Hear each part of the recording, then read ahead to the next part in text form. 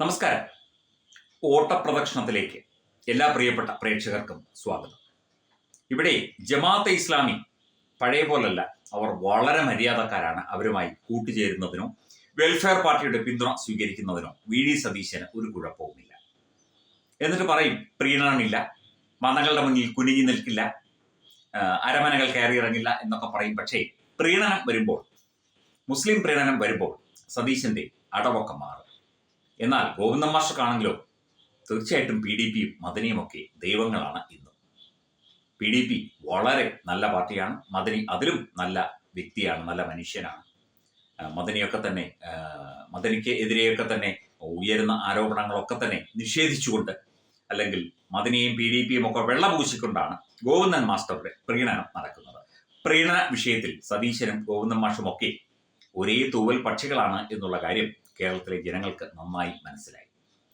കേരളത്തിൽ വികസനം പറഞ്ഞ്, രാഷ്ട്രീയം പറഞ്ഞ് വോട്ട് നേടാൻ ഇവർക്ക് രണ്ടുപേർക്കും കഴിയുന്നില്ല എന്നതാണ് യാഥാർത്ഥ്യം. അതുകൊണ്ട് പ്രീണനം പറഞ്ഞ് നിലമ്പൂരിലെ വോട്ട്, അല്ലെങ്കിൽ നിലമ്പൂരിലെ ചില പ്രത്യേക വിഭാഗങ്ങളുടെ വോട്ട് ഇനി പോരട്ടെ എന്നുള്ളതാണ്. സത്യം പറഞ്ഞാൽ നിലമ്പൂർ തെരഞ്ഞെടുപ്പിൽ PV അൻവർ എന്ന സാന്നിധ്യം ഉള്ളതുകൊണ്ടാണ് ഇത്രയേറെ ഈ ഒരു തെരഞ്ഞെടുപ്പ് ചർച്ചയാകുന്നത്. നിലമ്പൂരിൽ ജയിച്ചാലും തോറ്റാലും പ്രത്യേകിച്ച് രണ്ട് മുന്നണികൾക്കും, UDFനും LDFനും ഒന്നും സംഭവിക്കാനില്ല. പിന്നെ ഭരിക്കുന്ന മുന്നണി ആയതുകൊണ്ട് LDFന് ഒരു സീറ്റ് കുറയും എന്നുള്ളത് കൊണ്ടും ഒരു സീറ്റ് കൂടുതൽ കിട്ടുകയാണെങ്കിൽ നന്നായി എന്ന് വിചാരിച്ച UDFും സതീശനും കൂട്ടരും ഒക്കെ കിടന്ന് തലയിട്ട് അടിക്കുന്നതാണ്. അല്ലാതെ നിലമ്പൂർ തെരഞ്ഞെടുപ്പ് വലിയ ഒരു രാഷ്ട്രീയ പ്രാധാന്യമുള്ള ഒരു തെരഞ്ഞെടുപ്പായിട്ടൊന്നും കാണാൻ സാധിക്കില്ല. ഭരണം നഷ്ടപ്പെടുന്ന അവസ്ഥയോ ഭരണം നേടാൻ പറ്റുന്ന അവസ്ഥയോ ഒന്നും കേരളത്തിൽ സംജാതമാകില്ല.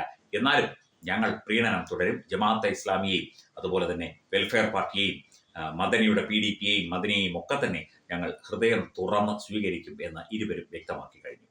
നല്ല രാഷ്ട്രീയം, വികസനം പറഞ്ഞും അല്ലെങ്കിൽ വികസന മുരടിപ്പ് പറഞ്ഞും വോട്ട് നേടാൻ ഇവർക്ക് രണ്ടുപേർക്കും കഴിവില്ല എന്നുള്ള കാര്യം എല്ലാവർക്കും ഇപ്പോൾ ബോധ്യമായി.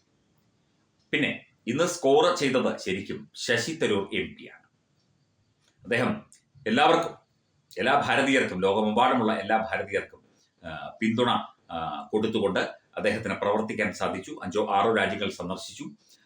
ഇന്ത്യയുടെ കാര്യങ്ങൾ കൃത്യമായി വെളിപ്പെടുത്താൻ എനിക്ക് കഴിഞ്ഞു. ഇന്ത്യയുടെ ഭാഗം കൃത്യമായി തന്നെ ലോക സമൂഹത്തിന് മുന്നിൽ അവതരിപ്പിക്കാൻ കഴിഞ്ഞു. അതിന് എല്ലാ ഇന്ത്യക്കാരോടും അന്യരാജ്യക്കാരോടും ഒക്കെ നന്ദി പ്രകാശിപ്പിച്ചുകൊണ്ട് തൻ്റെ ആ ഒരു യഥാർത്ഥ മനസ്സ് അദ്ദേഹം വെളിപ്പെടുത്തിയിരിക്കുന്നു. അതുകൊണ്ട് ഇന്ന് സ്കോർ ചെയ്തത് തീർച്ചയായിട്ടും ശശി തരൂർ MP തന്നെയാണ്.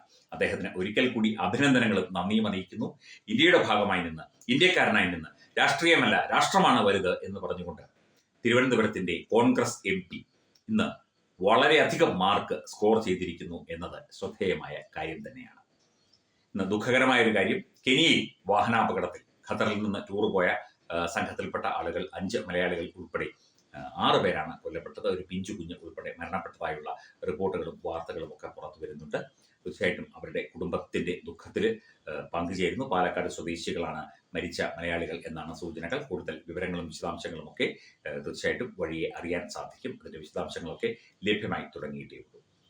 എന്തൊക്കെ വന്നാലും ഇന്ത്യയിൽ ഭീകരവാദവും മതഭീകരവാദവും ഒന്നും അനുവദിക്കില്ല എന്ന പ്രതിജ്ഞ എടുത്തുകൊണ്ടാണ് പ്രധാനമന്ത്രി ഇന്ന് രംഗത്ത് വന്നത്. ഇന്ന് അദ്ദേഹം ഒരു ചടങ്ങിൽ പങ്കെടുത്തുകൊണ്ട് പറഞ്ഞത്, മതവും ഭീകരതയും ഇത് തമ്മിൽ കൂട്ടിക്കുഴച്ചു കഴിഞ്ഞാൽ മതഭീകരത ഇത് രാജ്യത്തെ കാർന്നു തിന്നുന്ന ഒരു മഹാരോഗമാണ്. ഈ രോഗം പടർന്നു പിടിക്കാൻ അനുവദിക്കില്ല എന്ന ഒരു ദൃഢ നിശ്ചയത്തിലാണ് പ്രധാനമന്ത്രി ഈ ഒരു തീരുമാനമെടുത്തത്, ഈ കാര്യങ്ങൾ വിവരിച്ചു കൊടുത്തത്.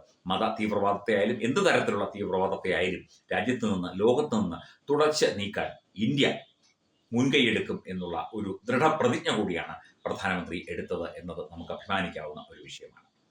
കൊറോണ വൈറസ് പടർന്നു പിടിക്കുകയാണ്. പുതിയ ഒരു വകഭേദം കൂടി, ഒമിക്രോണിന്റെ പുതിയ ഒരു വകഭേദം കൂടി ഇപ്പോൾ രംഗത്ത് വന്നിട്ടുണ്ട് എന്നാണ് ആരോഗ്യ വിദഗ്ധരൊക്കെ തന്നെ പറയുന്നത്. എല്ലാവരും കരുതലോടെ ഇരിക്കുക, ജാഗ്രതയോടെ ഇരിക്കുക. അതുപോലെ തന്നെ ലോക്ക്ഡൌണോ മറ്റു കാര്യങ്ങൾ ഉണ്ടാകാനുള്ള സാധ്യതയില്ല. എന്നാൽ പോലും നമ്മൾ തീർച്ചയായിട്ടും സുരക്ഷ പാലിക്കുക, സുരക്ഷാ അകലങ്ങൾ പാലിക്കുക. അസുഖമോ മറ്റു കാര്യങ്ങളോ ഉള്ളവർ കൂടുതൽ ശ്രദ്ധിക്കുക. പ്രത്യേകിച്ചും പ്രമേഹവും ഹൃദയ സംബന്ധമായ അസുഖങ്ങളും ഒക്കെ ഉള്ളവർ കൂടുതൽ ശ്രദ്ധിക്കുക എന്നുള്ള കാര്യം കൂടി ആരോഗ്യ വിദഗ്ധർ ഇപ്പോൾ പറയുന്നുണ്ട്.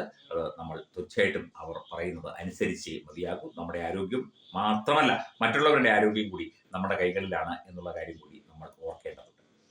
അതുപോലെ ഇന്ത്യയൊട്ടാകെ ഒരു ക്യാമ്പയിൻ സംഘടിപ്പിക്കാനുള്ള തീരുമാനത്തിലാണ് വിവിധ ഹിന്ദു സംഘടനകളൊക്കെ തന്നെ.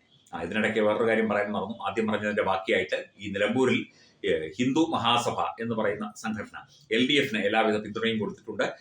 അവര് മുഖ്യമന്ത്രി പിണറായി വിജയനെ കണ്ടു, ഗോവിന്ദ മാഷെ കണ്ടു, വേണ്ടപ്പെട്ടവരെയൊക്കെ കണ്ടു, പിന്തുണ കൊടുത്തിട്ടുണ്ട്. നല്ല കാര്യം തന്നെ, പിന്തുണച്ചുകൊള്ളൂ, എങ്ങനെ വേണമെങ്കിലും ചെയ്തുകൊള്ളൂ, കുഴപ്പമില്ല. നിലമ്പൂർ തെരഞ്ഞെടുപ്പ് കഴിയുമ്പോൾ അറിയാമല്ലോ ആരായിരിക്കും ജയിക്കുക എന്നുള്ളതും ആർക്കാണ് ആരുടെ പിന്തുണയാണ് കിട്ടുക എന്നുള്ള കാര്യമൊക്കെ നമുക്ക് അറിയാൻ സാധിക്കും. ഇപ്പോൾ ഇവിടെ യുവാക്കളുടെ ഒരു ക്യാമ്പയിൻ, വിവിധ യുവജന സംഘടനകൾ ചേർന്ന് ഒരു വലിയ ക്യാമ്പയിൻ സംഘടിപ്പിച്ചിരിക്കുന്നു. അതായത് ഇന്ത്യ സുരക്ഷിതയാണ്, ഇന്ത്യയെ കൂടുതൽ സുരക്ഷിതമാക്കണം, അതിനായി യുവതലമുറ രംഗത്ത് വരണം എന്നുള്ളത്. അതായത് മറ്റ് രാജ്യങ്ങളിൽ നിന്നുൾപ്പെടെ, ബംഗ്ലാദേശിൽ നിന്നുൾപ്പെടെ ആളുകൾ കേരളത്തിലടക്കം വന്ന് കഴിഞ്ഞ ദിവസം ഏതോ ഒരു ട്രെയിനിന്റെ പടം കണ്ടു. ആ ട്രെയിനിൽ 200-ലധികം ആളുകളാണ് കേരളത്തിൽ അങ്ങോളം ഇങ്ങോളം എത്തിയത് എന്നുള്ള റിപ്പോർട്ടുണ്ട്. അവർ എങ്ങോട്ടാണ് വന്നത്, എങ്ങോട്ടാണ് പോകുന്നത് എന്നതിനെക്കുറിച്ചൊന്നും നമുക്ക് കൃത്യമായി ഒരു വിവരവുമില്ല. പക്ഷേ ഇത്തരത്തിൽ ഏതെങ്കിലും തരത്തിലുള്ള സൂചനകളോ കാര്യങ്ങളോ കിട്ടിക്കഴിഞ്ഞാൽ ഇവിടുത്തെ യുവജന സംഘടനകൾ ഇടപെട്ട് ഈ ഒരു പ്രശ്നം പോലീസിലും അതുപോലെ തന്നെ വിവിധ കേന്ദ്ര അന്വേഷണ ഏജൻസികളെയും അറിയിക്കുകയും വിശദമായ അന്വേഷണം നടത്തുകയും ഒക്കെ ചെയ്യണം. അതിനുവേണ്ട ഒരു സമൂഹ മാധ്യമ ക്യാമ്പയിന് ഇവിടുത്തെ ചില 6ഓളം യുവജന സംഘടനകൾ ചേർന്ന് തുടക്കമിട്ടിരിക്കുന്നു എന്ന വാർത്തയും പുറത്തു വരുന്നുണ്ട്. ഇത്രയും പ്രധാനപ്പെട്ട വാർത്തകളാണ് ഇന്ന് ഓട്ടപ്രദക്ഷിണത്തിൽ നമുക്ക് ഓടി പ്രദക്ഷിണം വെക്കാനുള്ളത്. കൂടുതൽ വാർത്തകളുണ്ട്, കൂടുതൽ സംഭവങ്ങൾ കേരളത്തിൽ നടന്നുണ്ട്, ഇന്ത്യയിൽ ഒട്ടാകെ നടന്നുണ്ട്. ലോകത്ത് വിവിധയിടങ്ങളിൽ പലതരത്തിലുള്ള സംഭവങ്ങളും സംഭവവികാസങ്ങളും നടക്കുന്നുണ്ട്. ഓട്ടപ്രദക്ഷിണത്തിൽ പരിമിതമായ സമയത്തിനുള്ളിൽ പ്രധാനമായി ചർച്ച ചെയ്യപ്പെട്ട സംഭവങ്ങളെക്കുറിച്ചും പ്രധാന വാർത്തകളെക്കുറിച്ചുമാണ് വിശദീകരിക്കുന്നത്. ഓട്ടപ്രദക്ഷിണത്തിന്റെ ഈ ലക്കം പൂർത്തിയാകുന്നു. വീണ്ടും നാളെ കാണാം. നന്ദി, നമസ്കാരം.